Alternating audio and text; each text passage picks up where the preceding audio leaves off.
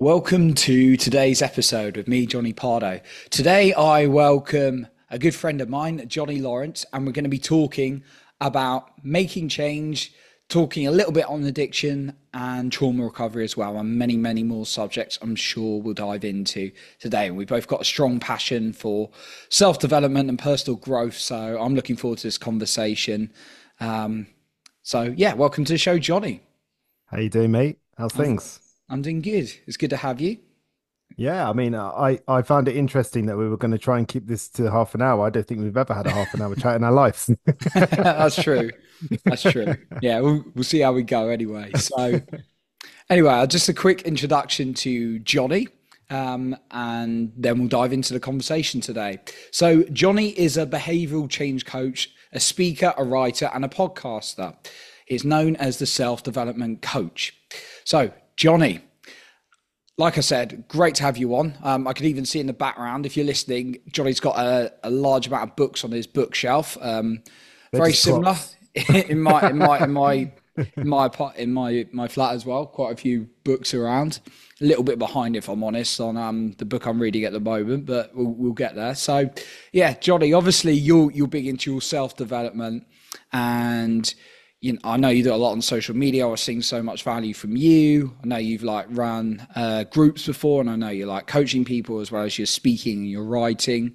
So yeah, like for the listener who's if they're new to you, it'd be really interesting to hear what got you into self development and like so passionate about this subject.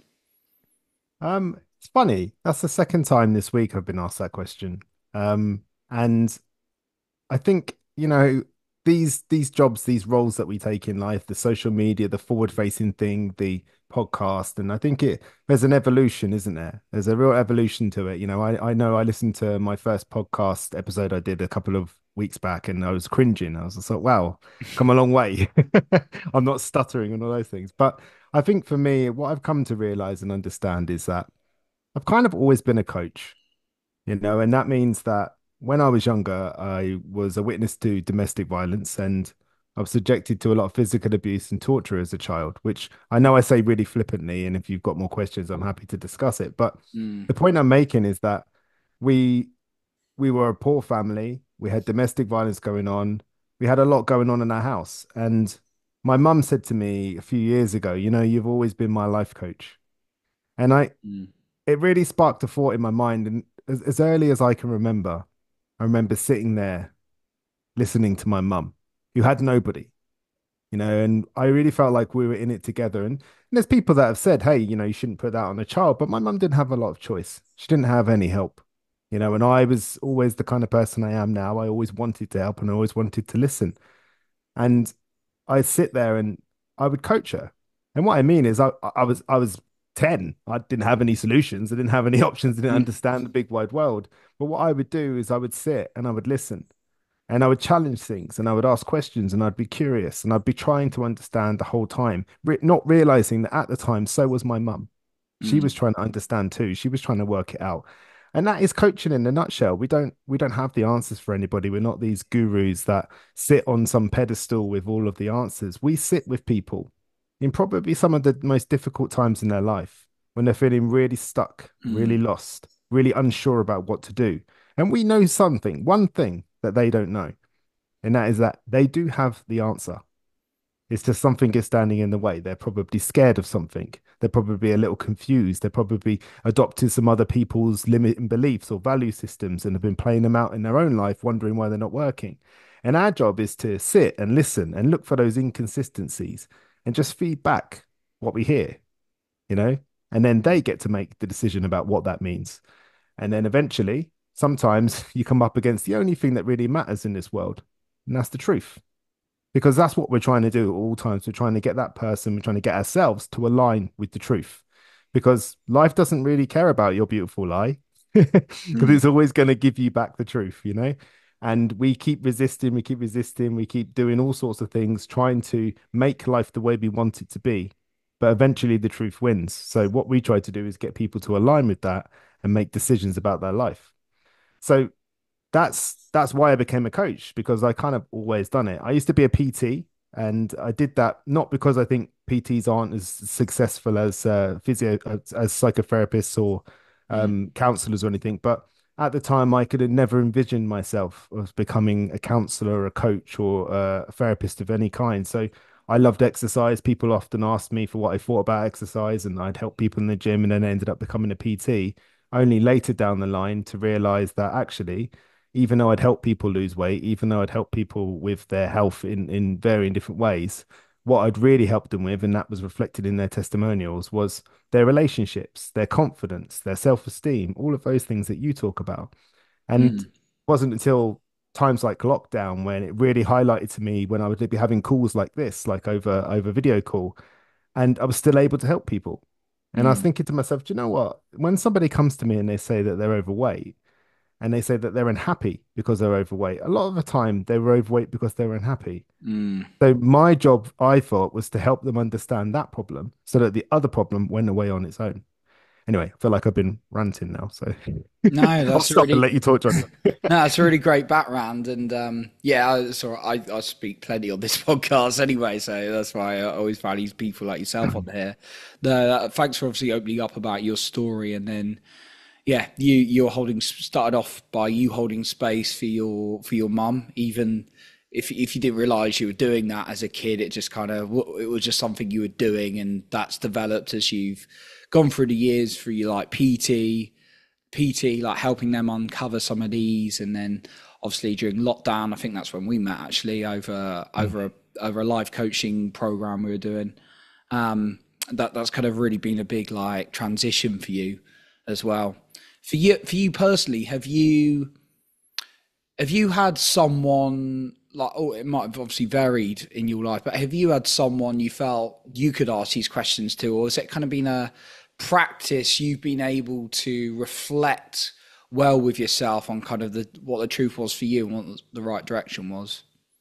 I think much like yourself, I've been fortunate enough to have some really great conversations with you. And I think Mm, much like yourself, I've had many mentors. mm, Some of them knew they were mentors, some of them didn't. mm, And I've read a lot of books and I've spent a lot of time around really knowledgeable people. And I have had a few mentors in my life. There was the guy that used to be my wrestling coach.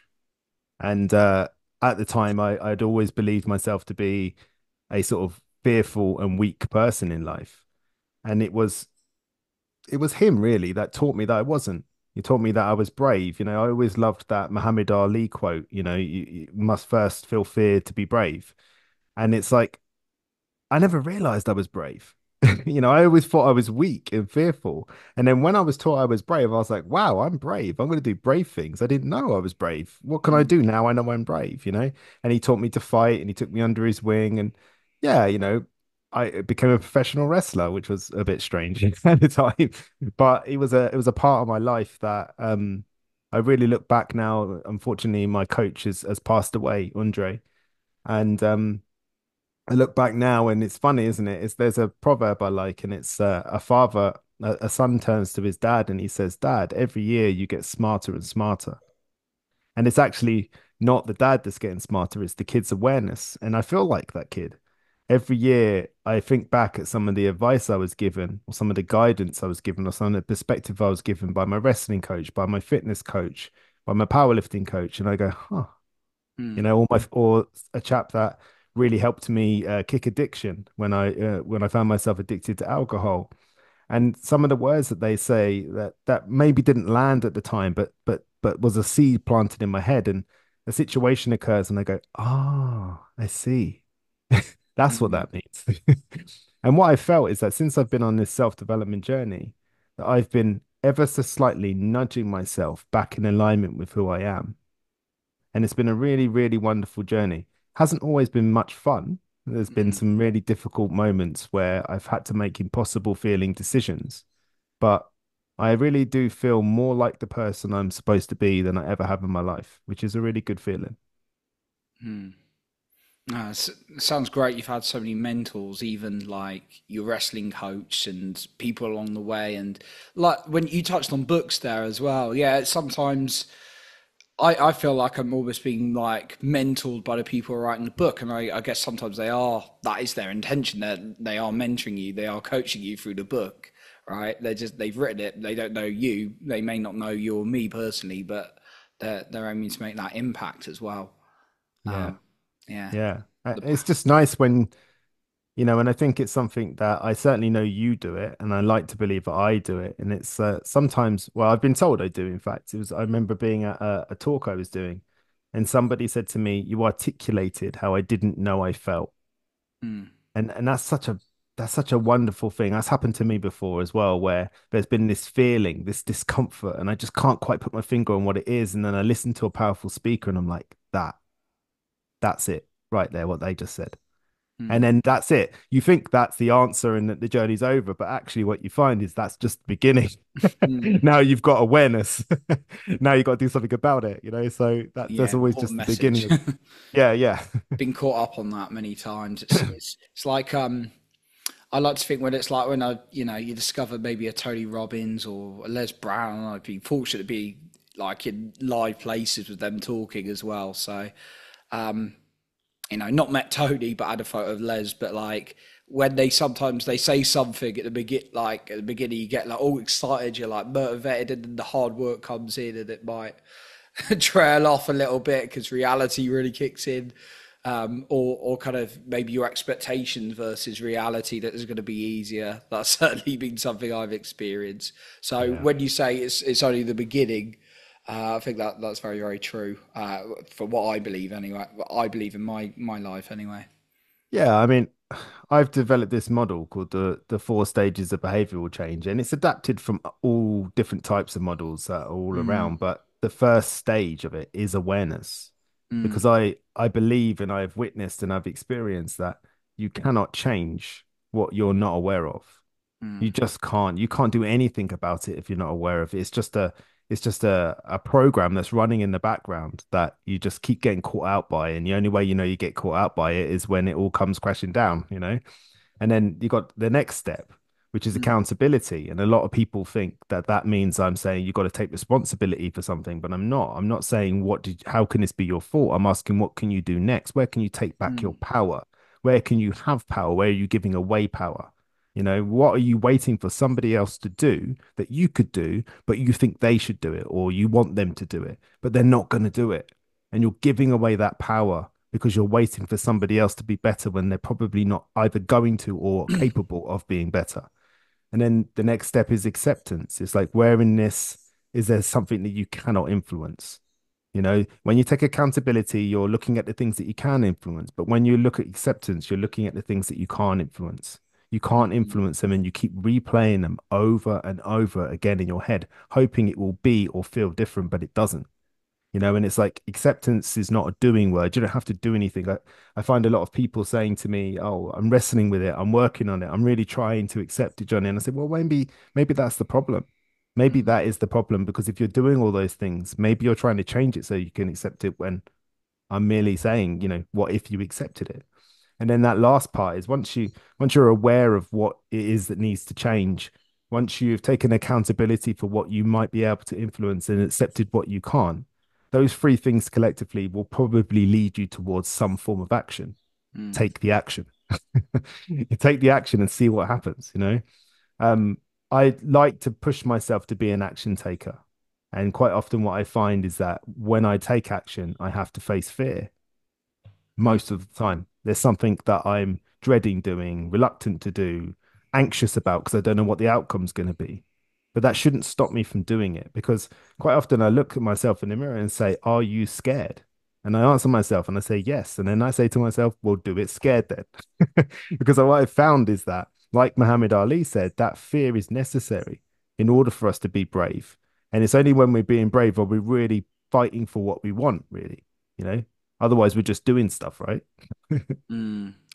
Yeah, uh, I love what you said about fear because sometimes I ask myself this question and I don't always get it right. I'm not going to sit here and say I get it right because the ego can come in and then try and protect us from this fear and all sorts of excuses.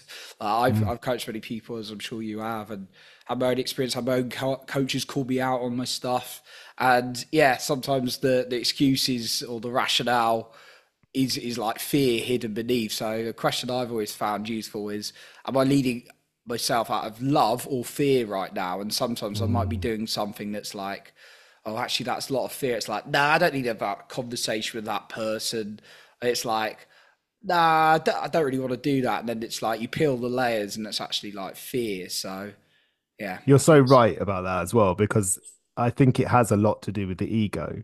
I think you're absolutely right. And I actually really admire you saying that. That shows an incredible amount of self-awareness, in my opinion, because a lot of people get caught up by their ego. And mm, it's not that our ego is bad or good. mm, Our ego is trying to keep us safe. It's trying to gravitate us towards mm, comfort and away from discomfort. And it does that through the means of familiarity. That's why it's so easy to go back to an addiction or to go back to a abusive partner, because it's familiar, and that familiarity offers you that comfort. And your ego says, "Well, that'll do. I feel comfortable again." It's like, yeah, but this thing that we're doing is not good for us. It mm. really isn't good for us. If it moves us, it moves us closer, thinking it's doing a good job. So yeah, I admire that, man. Yeah, I really do.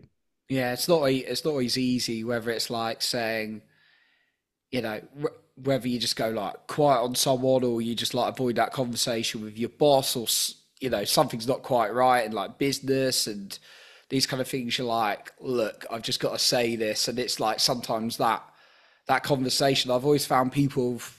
It's not always well received because people might be coming with their own fears, but usually most of the time people appreciate it. They respect you a little bit more, and I certainly respect myself, which I find is the most important thing out of it when Yeah. it's taking that courageous action. So You're yeah. absolutely right. And I find as well when there's plenty of things that I've tried that haven't worked in my career.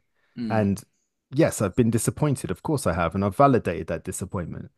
But actually, what moves me through it is asking myself, well, did I compromise my values? mm, No, I didn't. And I think this is true.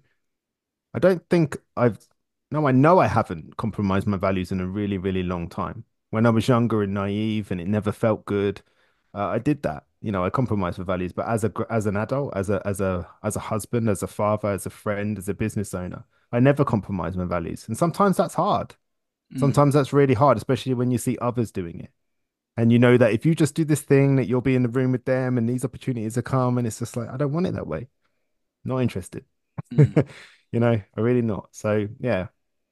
mm. So with your values, is that something you had to? Because I've had a few conversations with people recently about like values, and I'm always learning. I'm always like curious about like people's like views on like values.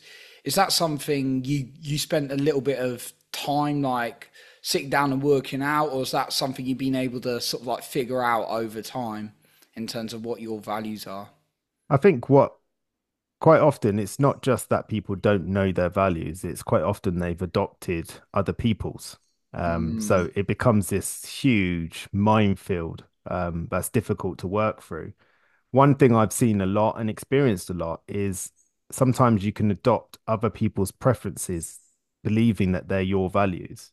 So, mm, I don't know, a parent or an influential figure will have a preference about how they want things done or how they think things should be done. And they sell it to you over and over again until you start to adopt it as yours. mm, And you do that because you love that person or you care about that person, but you never question it. And then you keep finding this unalignment in life and these things that don't feel right and don't feel comfortable. It's because that value needs to change or be challenged at the very least. And the thing is, the reason why I think values are so important is because I think I think our values are what makes our self-worth. I mm, think it's that understanding of how we value ourself, our self-worth. Well, that's a collection of our values. And if we live our values, then we're in alignment with them. And we love them more and more because every single time we fall in love with our values and we align with our values, it feels good. It mm, feels, well, it doesn't always feel good. That's not true. It feels right. mm, It feels true. And you can sleep at night. Just like I said, some of the business ideas I've had haven't worked, and I've been really sad and disappointed, and really tried to stay away from the pity party, but it's difficult. But then when I look back and I say, yeah, but in order for that to really work, you had to do this, and you're not willing to do that.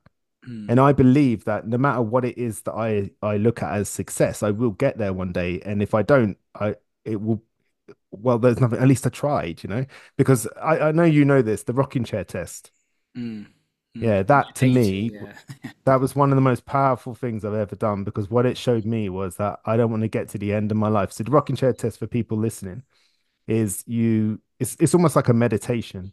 And you lie back in your chair and you connect in with your breathing and you fast forward to 90 years old and you imagine your life, the whole of your life, the things that you really regret not doing. And you really connect with that and really wish to yourself, I wish I'd tried that. I wish I'd done that. And then you connect with all the things that you did do and all the things that make you happy. And you're like, I'm really proud of myself for doing that. I'm really happy that I did that.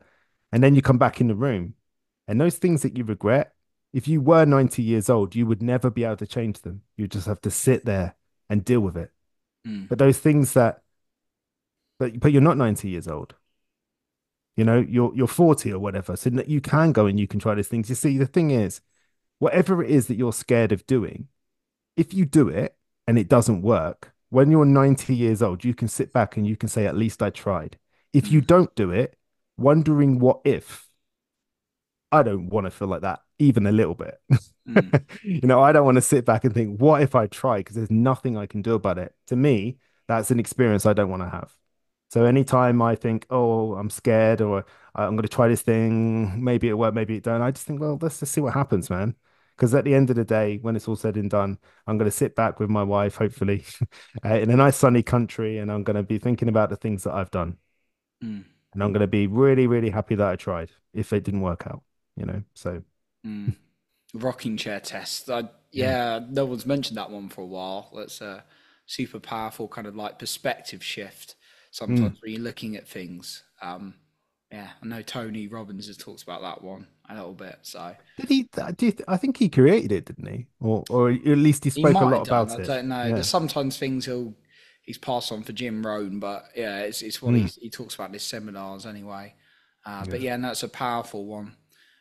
Johnny, I want to just change the topic a little bit because earlier there's a really good there's a post on your social media and then something you said earlier that I wanted to touch on because you were saying you're in this place now and you're trying to you live your values like for your day, you're on this journey, and you want to like be as courageous as possible, yet you obviously there's many experiences we've gone through. I know you're obviously helping your mum from a young age.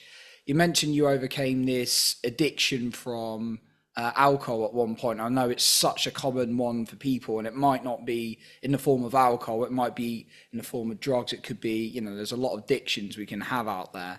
I Mm. also, what I remember seeing on your social media, on your Instagram, is that you were saying you were grateful to your addiction. I just wondered if you could share a little bit about that and what you had the gratitude towards. The first thing I want to say is that I don't like the idea for myself, and I take no issue with anyone else that does, but I don't like the idea of hating alcohol. I don't want to hate anything. I don't want to bring that into my Mm, life. I don't have the time or patience for it.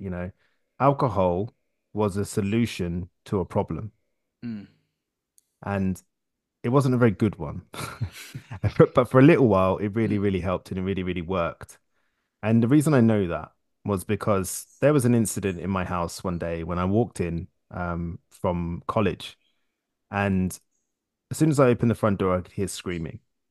And there was another door as I walked through the front door, and I walked through that one, and I walked in on my dad violently raining down with a slipper on my brother, for which my mum was shielding. So he was hitting them both. mm, At this time, I was in my mid-teens, and I'm not going to pretend it was a big brave moment and that big tough brave Johnny stepped in. It was an instinct, and I just pulled him off, and I threw him across the room, and then I stood there shaking with some lone tear going down my face because I was terrified. I thought, this is it; it's going to kill me. And he mm, walked up to me and he laughed in my face, and then he walked away. And me and my mum recognized that now I was bigger, that this sort of thing might happen a bit more and that it was creating an unsafe environment. And I chose that it might be a good idea for me to move out. So my mum helped me move into a council flat in in an undesirable estate from where I lived. Mm, And I my brothers and obviously very upset and they missed me and all those things. So I thought it'd be nice while my dad was at work to go back to their house and help decorate their bedroom. So I go into the bedroom with them and I start trying to make them cheer up and all that sort of thing. I try to make point out all of the benefits of having all this space now and not having me snoring and all that sort of mm, stuff, and they were going along with it. And I said, cool, let's start decorating. So I go over to the corner where my bed used to be and I start taking wallpaper off. And I get to this point where I can see this writings underneath the wallpaper. I was like, what's that? Curiosity. So I mm, start taking the wallpaper off, and underneath the wallpaper it says, "My name's Johnny. I am 8, and I want to die." And it was like a message in a bottle. mm, And I thought, wow. I'd always had that bit of darkness in me, and I always put it down to the upbringing I'd had. And I always thought, it makes sense. I've always got this little prone or this tendency to get a bit low about certain things, and that's just that. But what I realized is that since 8 years old, I had been suicidal. mm, I was still alive. And do you know why I think that is? Because I found alcohol. mm, How can I hate it? I can't.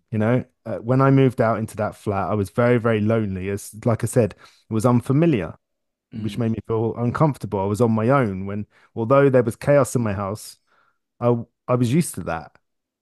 I understood it, even though it was hard and I was hyper vigilant and I was always looking out for danger. And I took it on my head to protect my family because my dad wasn't being the man in the house, he was being the monster in the house. So it was my job to protect them. And I mm, wasn't there anymore. And I was riddled with guilt about that. And later on in life, my brother tells me that actually he sees it differently. And I was like, how? And he said, well, you gave us a safe place to go. And he's right. There were some times where violence would kick off. My mum would ring me and she'd come over and we'd all stay in my one bedroom flat. mm, That happened too. So alcohol wasn't ideal, it wasn't.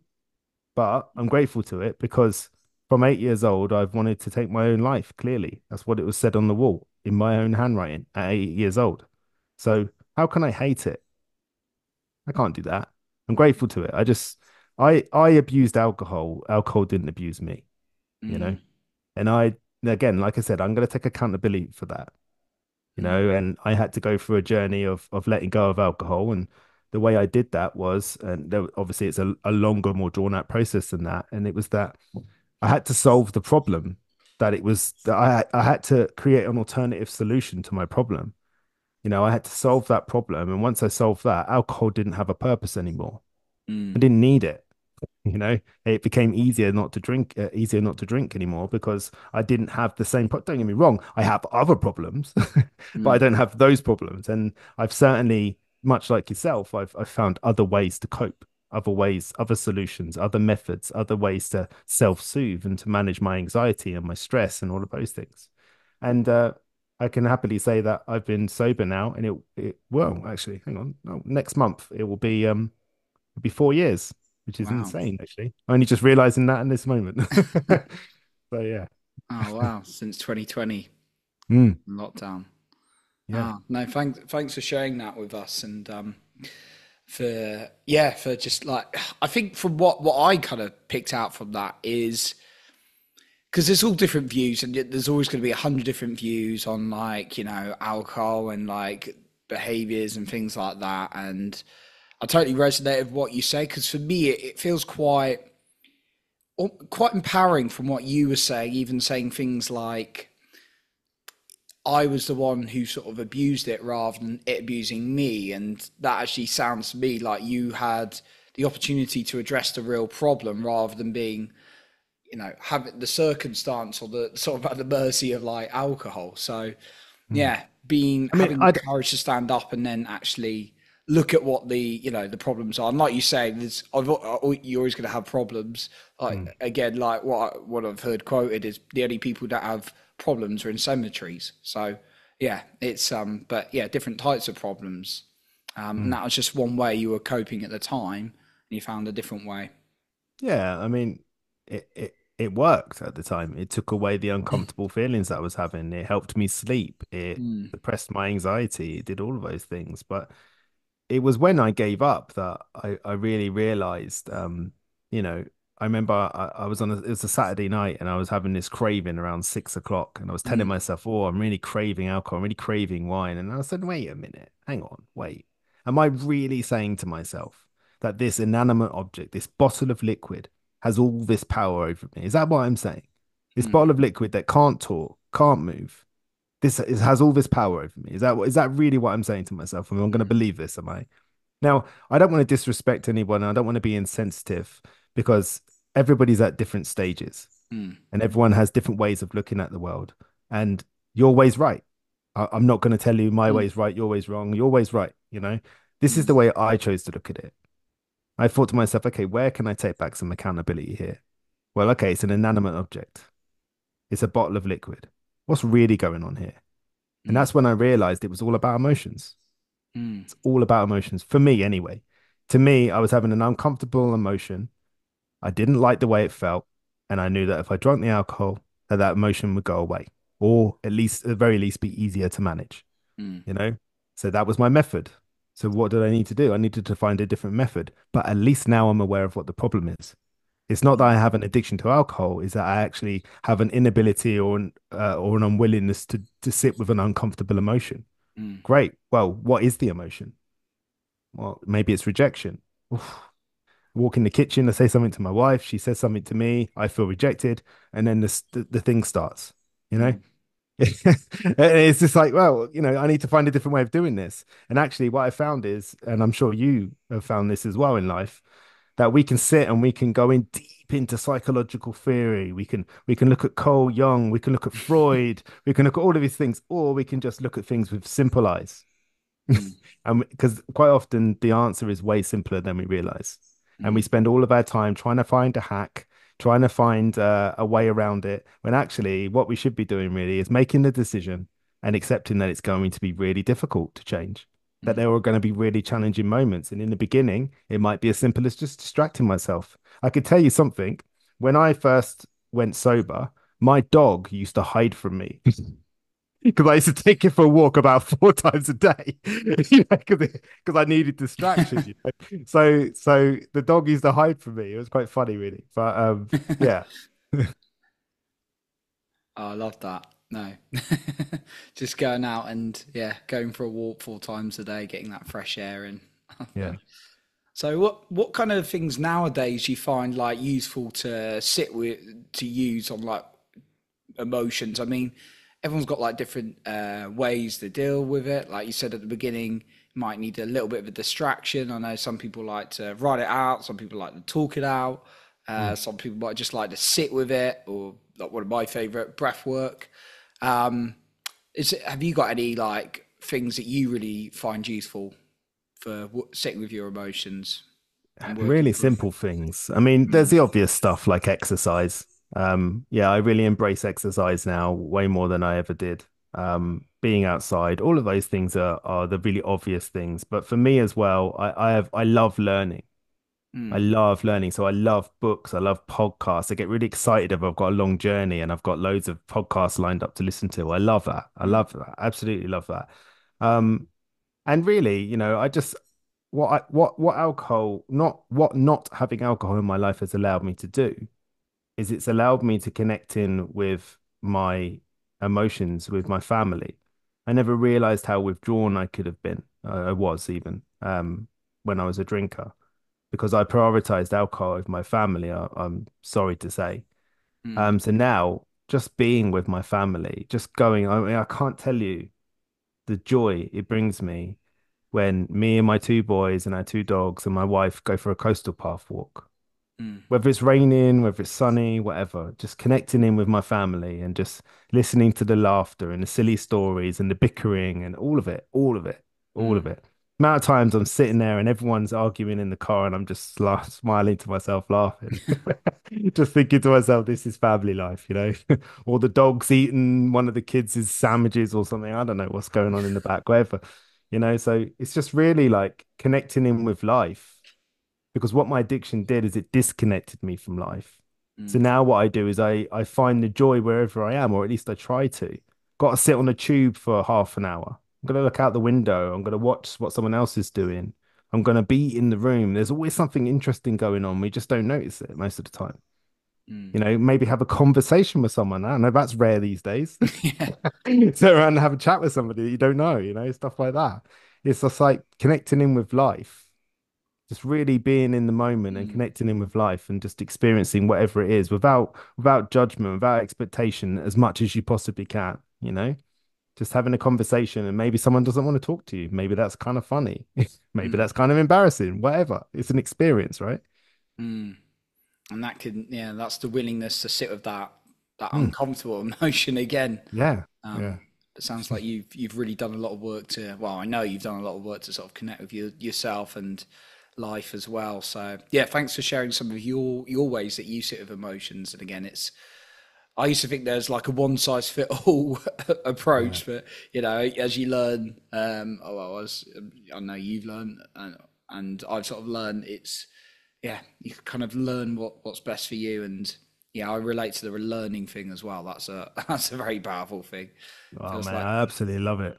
the value of growing. That I Mm. yeah, definitely connecting with that. So it's amazing. So, Johnny, before we sort of like wrap up today, couple of things. Where can the listener find out more about you or some of your work, some of the things you're doing at the moment? And also, is there anything you'd like to leave us with today, whether that's something we've talked about or something else that you'd like to add? I'll start with what I'd like to add. And I suppose it would be a case study, perhaps. A client ever so recently, Mm, um, she used to really passionately declare her independence anytime she could. She needed to do this, she needed to do that because she was an independent person and she wasn't going to ask for help and all of these different things. And what was interesting is after a while, I started to realize that when we spoke about being brave, when we spoke about facing our fear, because that's what bravery is, right? She would talk about her independence as if it was a brave thing. As far as I could see, this woman, she was running her own business. She was looking after two children. She was supporting her partner. She was looking after her aging parents. She was doing all of these things. hmm What she really needed more than anything was help. mm, And she told herself that she was independent. Now, independence, independence suggests competency. It says that you can do things on your own. It doesn't say that you should do things on your own. And actually, the real brave act in that was to ask for help. That was the brave act. mm, So she always thought by being independent that she was being brave, that she was being tough, being strong. And maybe in some ways she was. But the real thing she feared, the real opportunity to be brave, was found in asking for help. So passing along something I think will be helpful is lean into your fears. Your fear is a direction when you feel lost. Might not be the direction you want to go in, but it is a direction for when you feel lost. And if you're scared about it, well, what's scaring you about it? Maybe it's because you don't know what's going to happen. It's unfamiliar, unpredictable. Okay. Does that mean we shouldn't do it? mm, I had this beautiful analogy once, and I've never done this. I will say that. But it was this wonderful analogy about when you get stung by a stinging nettle leaf, the antidote to the sting is found within the leaf that stung you, but you just have to be brave enough to scrunch it up and rub it on the sting. And I think that's what life's like, right? The thing that scares us the most is really, really often the thing we've got to do. There's that quote, isn't there? What is it? The thing that you're looking for is found in the thing that you're avoiding. And it's mm. and it's sort of the best worst quote ever, you know. So I suppose what I'm trying to say in a really wordy roundabout way is that never never never never miss the opportunity to face your fears because that's living. You don't know what's going to happen, and there's something really cool and exciting about that. I didn't realise that about stinging nettles though. Mate, I've never tried it, never met anyone that has tried it. If you do, please tell me what happens. Okay, will do. Do it And out of the value of courage, but we'll then I'm I like just in see pain on for a week. Yeah. I see on your stories you've got this big rash and you're like, cheers, Johnny. It's like, Yeah. sorry, mate. Oh. Yeah. No, that's awesome. Love that, Johnny. And yeah, where can the listener find more from you? Because I know you do a lot of work out there. Well, just all the usual spots, Mm. LinkedIn, Instagram, Facebook. It's all the self-development coach. And then there's my website, selfdevelopmentcoach.co.uk. Join the newsletter. I send out a mailing list telling you about what's going on. And I also have started writing quite a lot of articles. So that they're seemingly giving people a bit of help as well. Yeah, that's it really. And and the podcast as well, if you don't mind me saying, the Yeah, of self-development course. podcast. We're in between seasons at the moment, but that's 84 episodes currently on YouTube, Apple, Spotify, of incredible guests, one of my favorite people in the world, Johnny Pardo. Oh yeah, I found that the other day. No, amazing. No, thanks, Johnny, for coming on today, and really glad to have the conversation as always. So thank you. Me too, mate. Thank you. Awesome. So that concludes our episode for today. And remember to lead with your heart and not with fear.